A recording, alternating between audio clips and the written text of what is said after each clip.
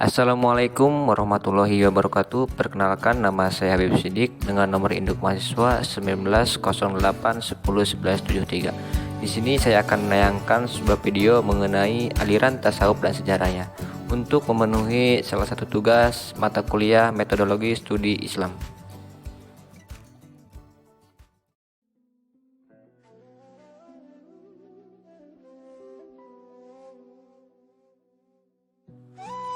Sejarah perkembangan tasawuf dan fase-fasenya. Perkembangan tasawuf dalam Islam telah mengalami beberapa fase, yaitu pada abad pertama dan kedua Hijriah, yaitu fase asketisme atau zuhud. Sikap ini banyak dipandang sebagai pengantar kemunculan tasawuf.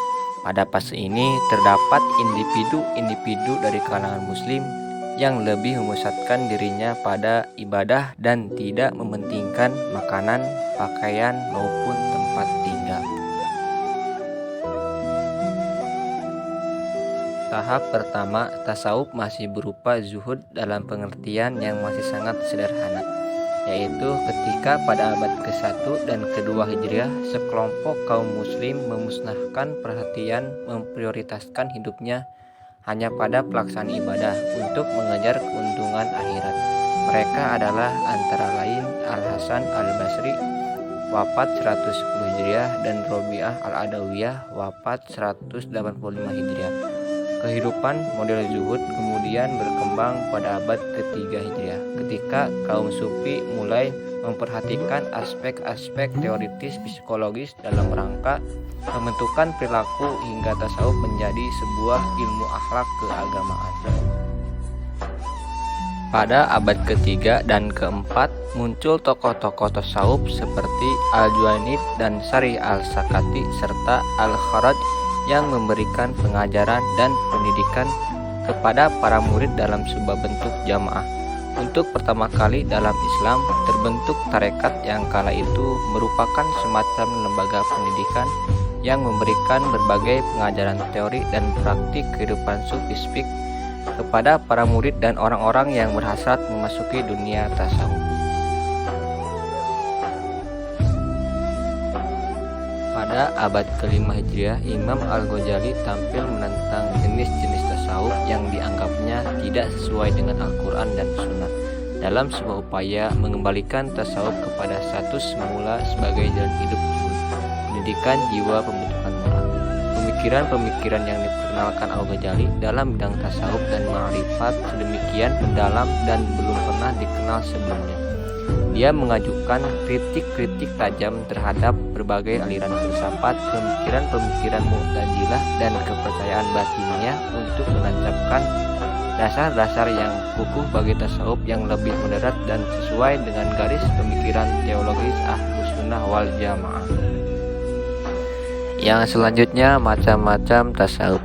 Jenis tasawuf menurut perkembangan zaman ke zaman terbagi menjadi 3, yakni yang pertama tasawuf sunni.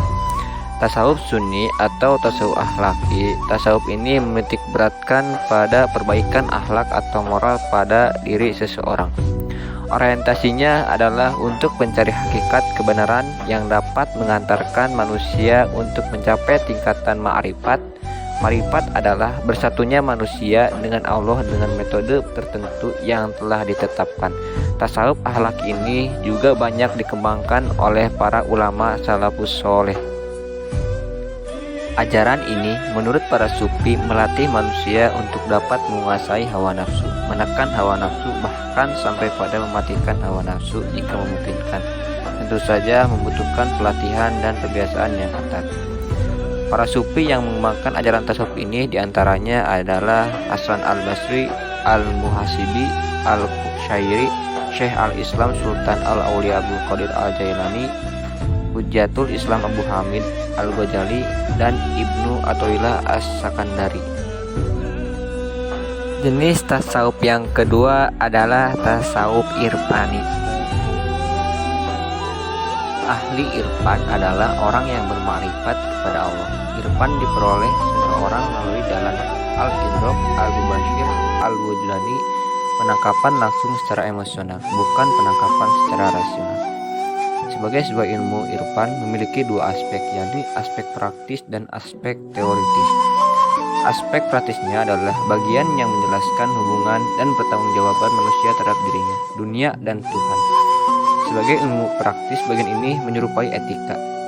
Bagian praktis ini disebut syar' wa suluk, perjalanan rohani. Sementara itu, irfan teoritis memfokuskan perhatiannya pada masalah wujud ontologi, mendiskusikan manusia, Tuhan, serta alam semesta. Tokoh-tokoh tasawuf irfani adalah Robi'ah binti Ismail al-Adawiyah al-Bashiriyah al-Qaisiyah. Dan yang kedua, Abu Al-Faid Tauban bin Ibrahim bin Muhammad al-Ansori yang dijuluki Sohib al-Hud, pemilik ikan. Dan yang ketiga, Abu Yazid Tahifur bin Isa dari Al-Bistami, dilahirkan pada tahun 188 Hijriah di Bistam, Khurasan, Persia. Dan yang terakhir, yang keempat, Abul Mubhis Al-Husain bin Mansur Al-Khalad, dilahirkan di Baida, Persia pada tahun 244 Hijriah. Jenis tasawuf yang terakhir adalah tasawuf falsafi. Tasawuf falsafi adalah sebuah aliran dalam bertasawuf yang menggabungkan antara visi mistik dan visi yang rasional. Tasawuf ini tidak bisa dikatakan sebagai tasawuf yang murni karena telah menggunakan pendekatan pikiran dan rasio, namun juga tidak bisa dikatakan filsafat seutuhnya karena didasarkan pada rasa. Dengan kata lain, tasawuf falsafi merupakan penggabungan antara rasa dan rasio. Secara istilah dapat kita simpulkan bahwa pengertian dari tasawuf falsafi adalah kajian terhadap Tuhan, manusia, dan sebagainya yang menggunakan metode rasio atau akal.